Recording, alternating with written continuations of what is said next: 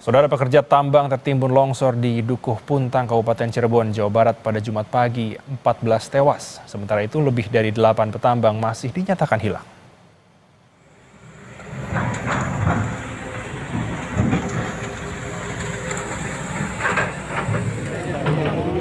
Sejumlah alat berat yang saat kejadian sedang melakukan kegiatan penambangan pun turut tertimbun. Hingga kini, petugas gabungan masih mencari lebih dari 8 petambang yang dinyatakan hilang. Total jumlah korban belum masih bisa dipastikan.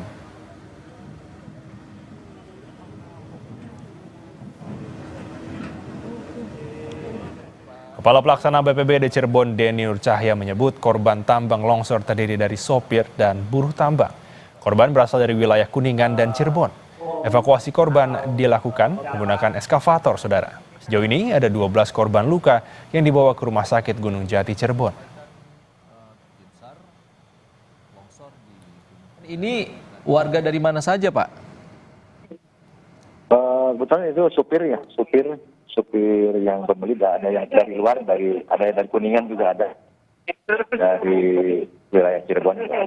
Korban yang tertimbun longsor galian C ini adalah supir ataupun buruh tambang di sana, benar Pak? Betul, karena kan lagi melakukan penambangan, jadi ada pengisian dump truck ya. Dump truck yaitu jadi longsoran, jadi dump truck yang sedang mengisi material tambang itu tertimbun gitu. Gubernur Jawa Barat Deddy Mulyadi melalui akun Instagramnya pernah mengunjungi penambangan galian C, lokasi tambang longsor. Deddy melihat penambangan sangat berbahaya dan tidak memenuhi standar keamanan untuk pegawai tambang. Oleh karena itu, Deddy memerintahkan agar perusahaan tambang tersebut ditutup.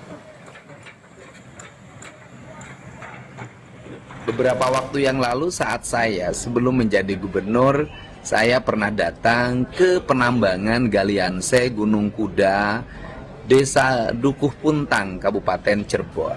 Saya melihat penambangan galian C itu sangat berbahaya, tidak memenuhi unsur standarisasi keamanan bagi para pegawainya.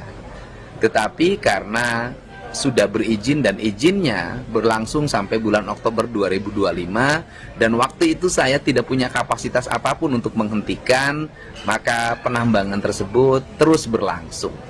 Dan saat ini saya mendapat kabar duka, lebih dari 10 orang dimungkinkan tertimbun dalam musibah longsornya tambang tersebut dan baru ditemukan 2 orang dan yang lainnya masih dalam pencarian.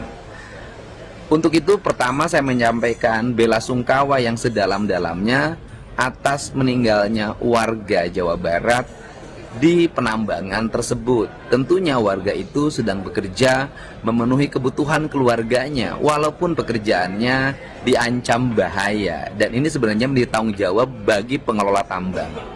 Dan semoga keluarganya diberikan ketabahan dan yang meninggal diterima iman Islamnya, diampuni segala dosanya dan ditempatkan di tempat yang mulia sisi Allah Subhanahu wa Ta'ala.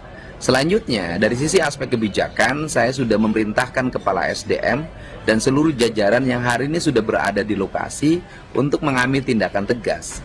Perusahaan itu ditutup untuk selamanya. Demikian informasi yang dapat saya sampaikan. Semoga ini menjadi pelajaran penting bagi kita semua bahwa berusaha harus memperhatikan keselamatan para pekerja. Karena itu merupakan tanggung jawab dari pengusaha dan galian harus memperhatikan aspek-aspek dampak yang akan timbulkan bagi lingkungannya.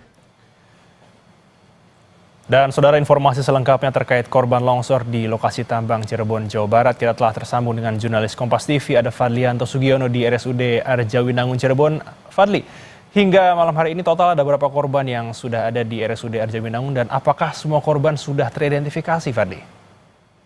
Ya, berdasarkan pantauan di lapangan di belakang saya, Sakit Arjawinangun, Kabupaten Cirebon, bahwa sebanyak 13 jenazah korban longsor di Desa Bobos, Kecamatan Dukuh Puntang, Kabupaten Cirebon, sudah masuk di ruang jenazah dan semuanya teridentifikasi dan rencananya malam ini akan dibawa oleh pihak keluarga yang sudah menunggu yang tadi.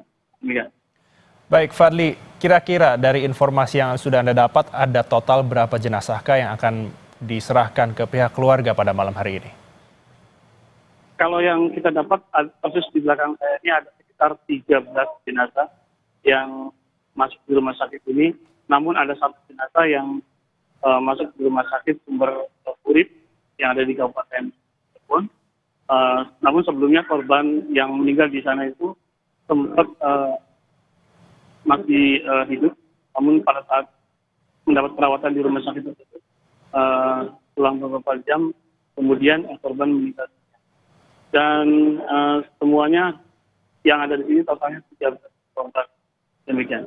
Baik, Fadli, terkait dengan penanganan korban yang mengalami luka akibat longsor, hingga malam hari ini apakah sudah ada perkembangan dan apakah mereka dirawat di rumah sakit yang sama atau berbeda? Ya, berdasarkan dari keterangan atau data dari Badan Penanggulangan Bencana dan Basarnas yang di Jawa Barat, bahwa sekitar 7 korban yang mengalami luka masih dalam perawatan di rumah sakit yang berbeda, yakni di Sumber Urip yang semuanya ada sekitar 7. Namun ada sebagian juga informasi yang kami dapat bahwa korban yang selamat dan mengalami luka-luka dalam perawatan di Rumah Sakit Gunung Jati, Kota Cirebon. Demikian. Baik, Fadli, terkait dengan proses pencarian pekerja yang masih tertimbun, apakah masih akan terus dilanjutkan di esok hari atau sudah ada informasi akan ditutup, Fadli? Informasi yang barusan kami dapat dari pihak kepolisian Polres Cirebon bahwa hari ini pukul 17 WIB dihentikan untuk pencarian korban dan akan dilakukan pencarian kembali di esok hari pada Sabtu pagi. Demikian. Baik, Fadli, terima kasih untuk informasinya. Selamat bertugas.